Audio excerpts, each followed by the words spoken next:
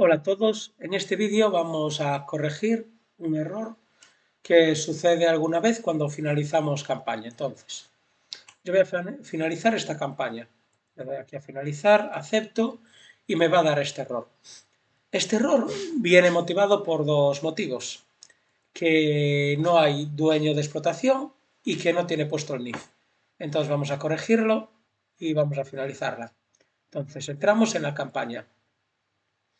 Una vez dentro de la campaña vamos a ir a ajustes, equipo de trabajo y vamos a crear, bueno, podemos, o esta persona que la tenemos aquí como agricultor, ponerla como dueño de explotación, si fuera el caso, pero en este caso no es. Entonces yo voy a registrar una dueña de explotación, María Novoa, le damos a dueño de explotación, aceptamos y ahora ya vemos que tenemos el dueño de explotación. Vale, ahora iríamos a cuaderno de campo y lo que nos faltaría sería el NIF, que está vacío. Entonces pinchamos aquí y escribimos un NIF, tiene que ser 9 dígitos. Ahora sí le damos a guardar y vamos a salir de este cuaderno para ir a las campañas.